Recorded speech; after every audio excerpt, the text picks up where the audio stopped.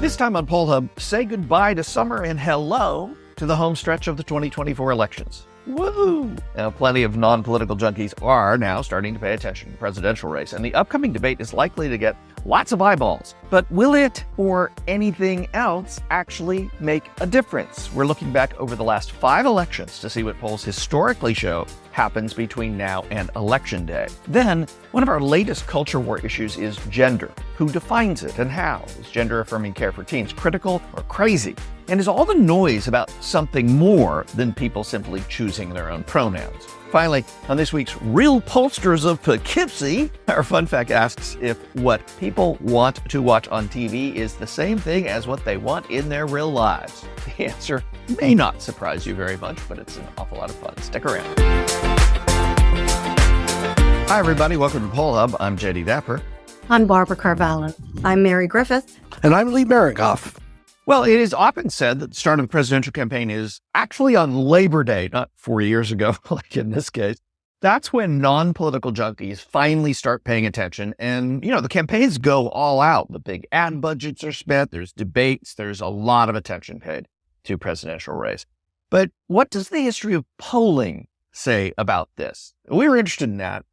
How much do polls really change between Labor Day and Election Day historically? So we went back.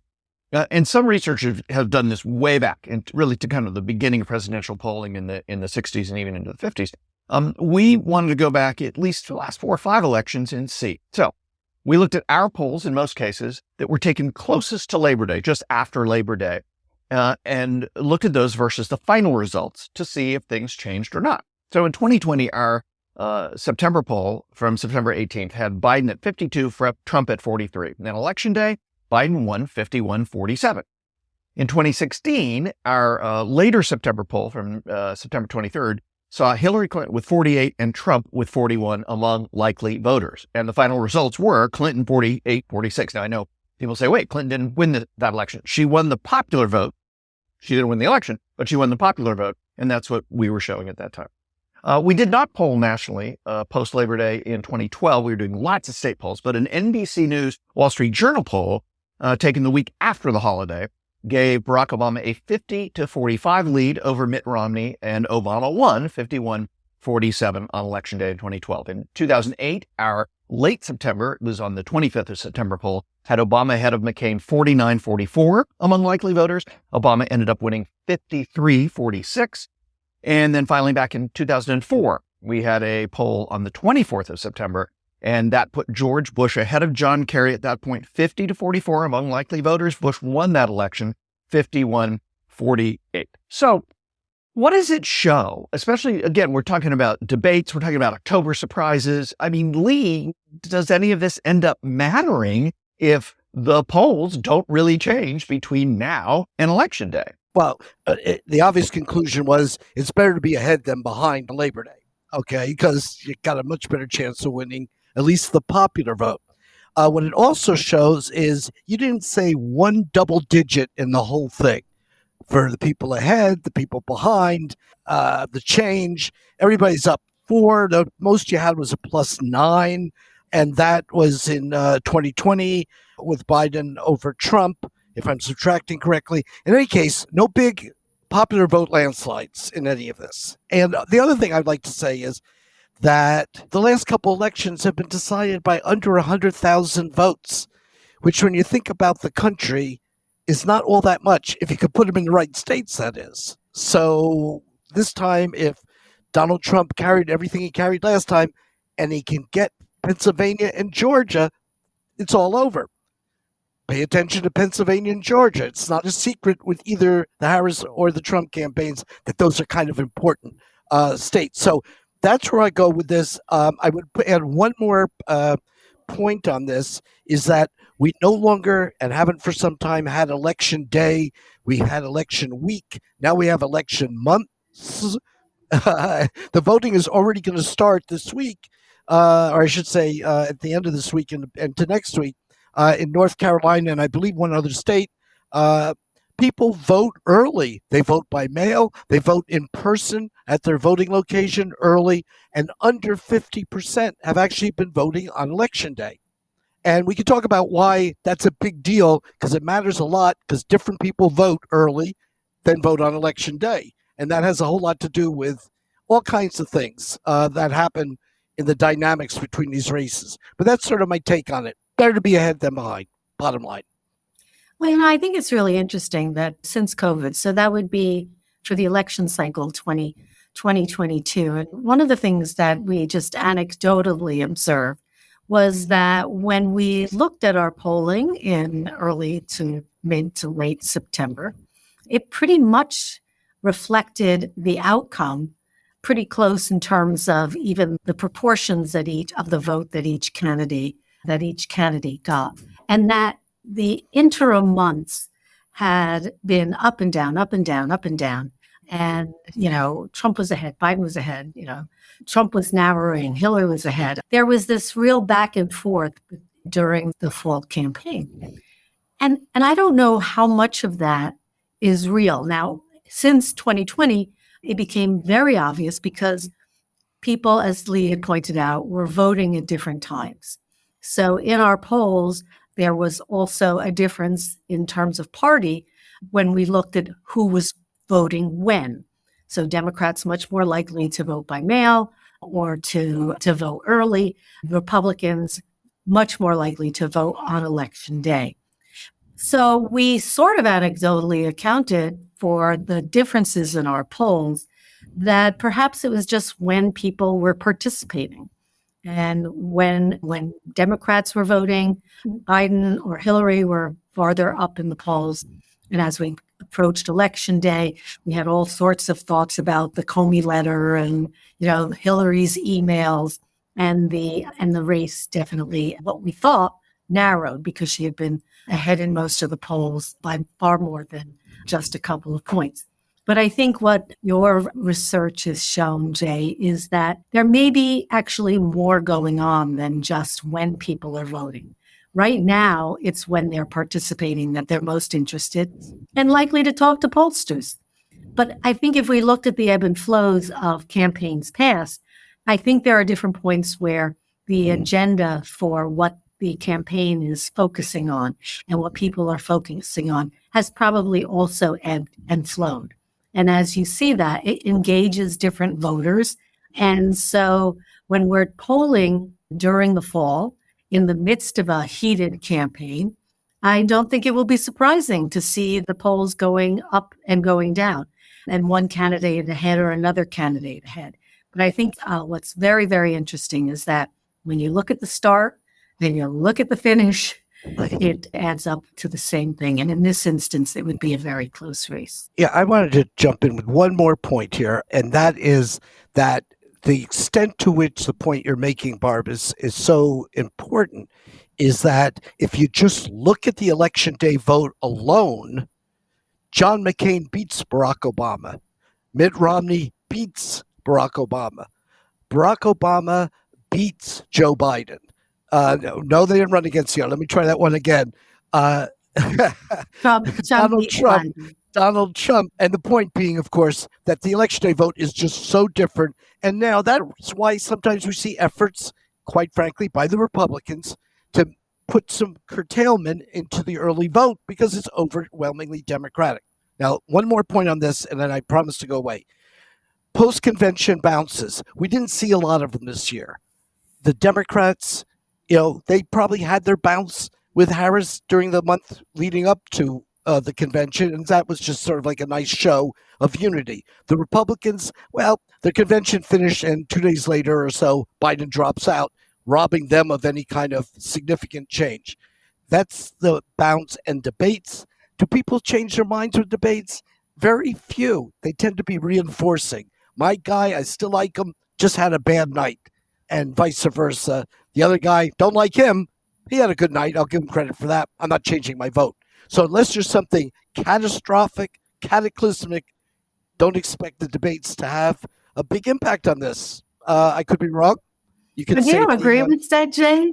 Yeah, I mean, I don't know. What I'm interested in is that so much attention is focused on the fall. There's a debate coming up, and we think of debates as things that move the needle. And, 1980, look, the Reagan debate, so the Reagan-Carter debates, probably did move the needle.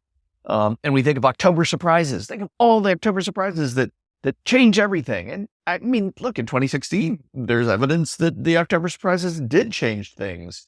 But the polling that we show here doesn't necessarily support that. In fact, again, the polling going way, way back. So the thing that I wonder most about is whether any of these rules really apply anymore. Because as we pointed out, these are very, very tight elections nowadays. We're a very divided nation, fairly evenly, especially when it comes to the Electoral College.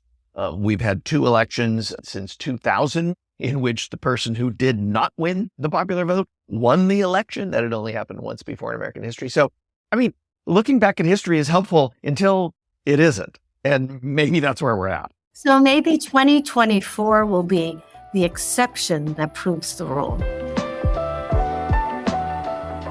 Gender dysphoria is on the rise among Americans, but the treatments for it are highly debated. Some politicians advocate cutting off access to these treatments for people under 18, and a few advocate cutting it off for everyone. But what do Americans think? Let's start off simple. What is gender dysphoria and how prevalent is it? A paper in Health Psychology Research defines it as the, quote, severe or persistent distress associated with an incongruence between one's gender identity and biological sex, end quote. The same paper cites 2 2016 reports that estimate 1.4 million Americans and 25 million people worldwide identify as transgender, and that 0.6% of Americans experience gender dysphoria. There's also a lot of discussion about how to combat it. And one way to combat gender dysphoria is through gender-affirming care. And this is something that's a lot of political noise about. This can take a few different forms, such as using preferred names and pronouns, all the way to medical interventions like hormone therapy and surgery in some cases. Gender dysphoria appears to be rising among younger populations. In 2022, Reuters worked with a health tech company to try and ascertain precisely how many young people have looked for and or gotten gender-affirming care. So this is what they found. Of patients between 6 years old and 17, there were about 15,000 diagnoses nationwide in the U.S. in 2017. That number jumped to over 42,000 in 2021. But don't conflate this with medical interventions. These are different things. The same research found the number of people, 13 to 17, and any medical intervention has to take place at puberty and beyond. So that's why we're talking 13 to 17. Those who started on puberty blockers and had prior gender dysphoria diagnoses, there were just 633 in 2017 in the U.S. By 2021, there were 1,390. Similarly, just over 1,900 6 through 17-year-olds with prior diagnoses started hormone treatments in 2017. That number jumped to 4,200 by 2021. So these numbers are somewhat at odds with the political conversation around gender care that seems to suggest that it's very widespread and rampant. Donald Trump has promised that if he's elected, he will roll back trans rights, and his VP pick, J.D. Vance, has had plenty to say about gender roles and trans rights. But again, what do Americans think? Well, in 2022, Pew found around 8 in 10 Americans say there is at least some discrimination against transgender people in our society. And nearly 2/3 favor laws that would protect transgender individuals from discrimination in jobs, housing, and public spaces. But there is a but here. 60% say a person's gender is determined by their sex assigned at birth, and this number has increased since 2017. At that time, it was 54%. And one more set of numbers before we get to our guests. These are from Pew. 38% say society has gone too far in accepting trans people. 36%, almost the same number, say we haven't gone far enough. And 23% say it's been about right. This is almost a classic split in public opinion. So we want to welcome Dr. Jack Drescher onto Poll Hub. He's a clinical professor of psychiatry at Columbia University, also the section editor of the chapter on gender dysphoria in the recently revised DSM-5. Dr. Drescher, thanks for joining us. Thank you for inviting me. So there's a lot about gender dysphoria that has become politicized, right? It's something that various political forces have taken on as part of the culture wars. We've just talked about some data that shows there is gender dysphoria at some level in society, but it's not hundreds of millions of people. And also that some of the things that people have been talking about in terms of the treatments, the medical treatments, especially in people under the age of 18, really very small number, an actual small number in the US.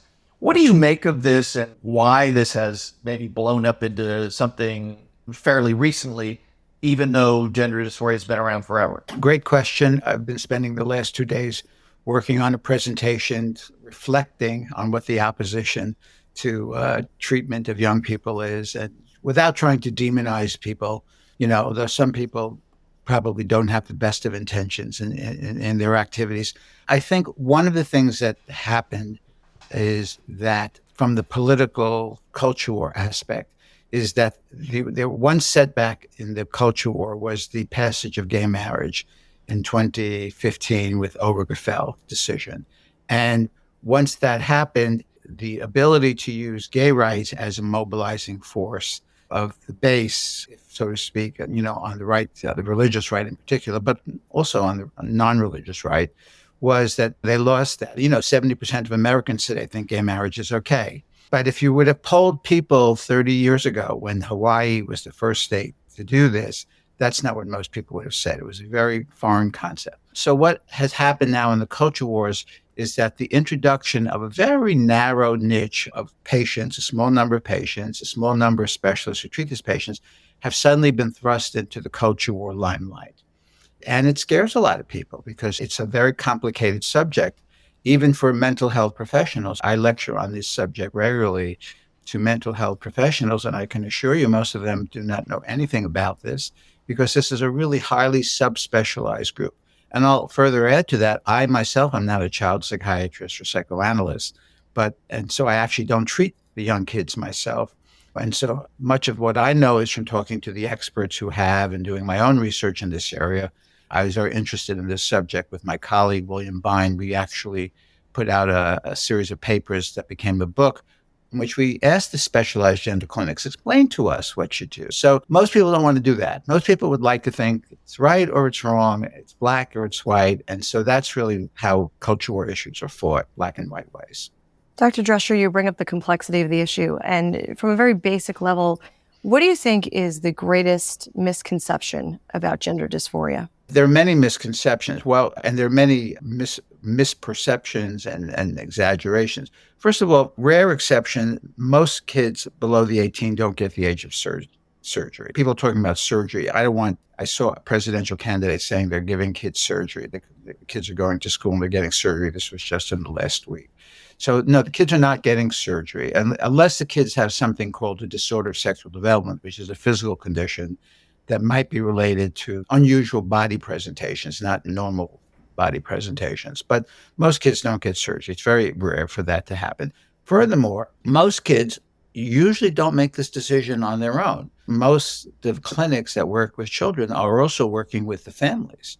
And so some people think that the kids are being treated without the family's knowledge, which would be very rare. I once got a call from a reporter on the West Coast who said that in his state it was possible for a 15-year-old girl to get transition surgery without her parents' permission. I said, well, do you know a surgeon that would actually perform the surgery without the parents' permission? I mean, it's a kind of, and the reporter responded, no, I don't, but that's not the point. But that is the point, actually.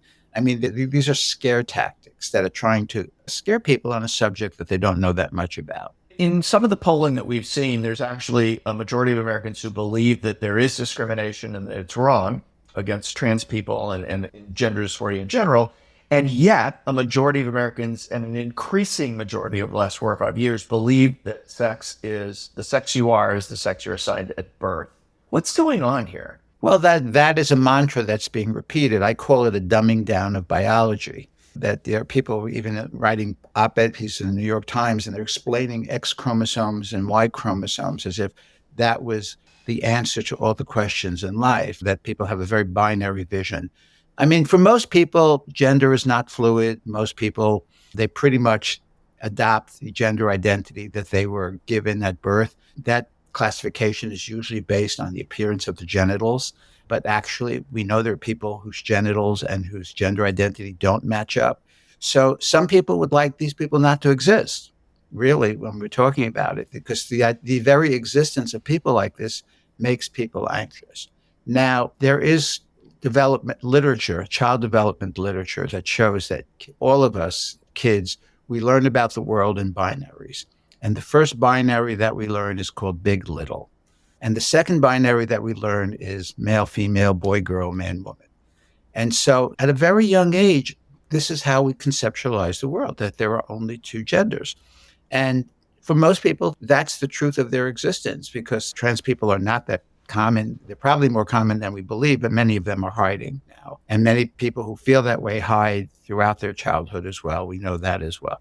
So it's not out there in the open. And what you're seeing is something akin to what you saw 30 years ago around gays in the military, which is on the right wing of these culture war discussions. They would like gay people not to reveal themselves. That was how we got Don't Ask, Don't Tell. President Clinton tried to open up the military to gay people. The military and very many people fought back and said, no, they can come in, but they can't talk about it. So what you're really seeing is you can talk about it. This, by the way, is just the beginning, in my opinion, of an operation which will only work for a few years, because now the conversation has begun. And just like the ban on gays in the military was a very ugly discussion, I'd like to point out that the American Psychiatric Association removed the diagnosis of homosexuality from the diagnostic manual in 1973. But we did not have a national policy discussion about gay rights till 1993. And again, I remember watching news shows and they're spitting generals, mad as hell. And so I can only say that we're living in a difficult time because the conversation is very ugly. But the conversation will eventually, I believe, because I'm a big believer in free speech, lead to corrections of distortions and misperceptions about what's going on. This is my optimism, and I hope I live long enough to see that happen. I think, Doctor, that a lot of people sort of lose sight that gender-affirming care is more than just medical and surgical interventions. It comes down to the way that the individual is treated. What are the long-term psychological implications of denying that type of care to transgender people? Well, there are retrospective studies of adult trans people who talked about things that they experienced, and many of them talk about not wanting to live. There are some studies that show some of them had a history of suicide attempts that was probably higher than average population. It's like any kind of situation, people think this is special in some way, but actually it's like any kind of situation where people have to hide who they are from everybody else. And that doesn't only apply to gender. It could apply to sexual orientation. It could apply to people who maybe of mixed race and don't want to talk about what their mixed races are. I mean, it's the same kind of psychology. If you don't fit into a mainstream idea, a black and white idea about who you're supposed to be, then you hide. Hiding makes people anxious. Hiding makes people perhaps not perform as well as they might otherwise. Hiding. I wrote a book about working with gay men in the 1990s, and I talked about being in the closet as, that one of the side effects of being in the closet, that people were not completely connected to all their own actual accomplishments in life, that they were accomplishing things, but because they were splitting themselves into at least two, they couldn't really feel the credit for their own accomplishments. So it's complicated. It's not one size fits all. That's another thing that's really important in this discussion. No two trans people are alike.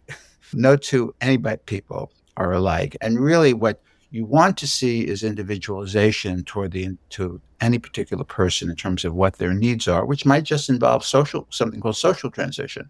Some people just want to have a name change, or some people just want to have a pronoun change, or some people just want to wear clothing that's not stereotypically male or female. And that's enough for their gender dysphoria to go diminish, not to feel it. So that's a fact that most people don't know. So there are people who believe once you announce you're in that direction, you're on the train, surgery, hormones, and everything like that. But that really is not the case. It does seem like younger people at least in the polling we're seeing, have a different perspective on this. So perhaps the future, as you see it and you're hopeful for it, perhaps this will trend in the same way that same-sex marriage did and all of that. And maybe this will work itself out despite all the tension right now. I hope so. I can only hope so. Well, Dr. Jack Drescher, thank you so much for joining us again, a clinical professor of psychiatry at Columbia and also section editor of the chapter on gender dysphoria on the recently revised, DSM-5. Thank you so much for joining us. Thank you for inviting me. Thanks for your questions. Great questions. And now my favorite part, fun fact, and this is done by a Fox News poll in 2003. And the question they asked was, would you ever consider participating in a reality television show? National response, 17% said yes and 80% said no. And in a related question, how would you respond if you were asked to have a camera crew into your home to record you and your family's private life for the purposes of a reality television show? It's not worth the invasion of privacy, or it's a once-in-a-lifetime opportunity. 78%, similar number as the no on the participating in a reality show, said it's not worth the invasion of privacy. 1 in 5 roughly say it's a once-in-a-lifetime opportunity. I might go on a reality TV show, maybe a quiz show, but definitely not a house invasion here. Well, can you imagine how prescient Fox News and 60 Minutes would have been had they asked, would you vote for reality TV show host president? That's ridiculous. No one would do that. Well, that's what I was going to say. My life certainly could be a reality TV show, but there is no way.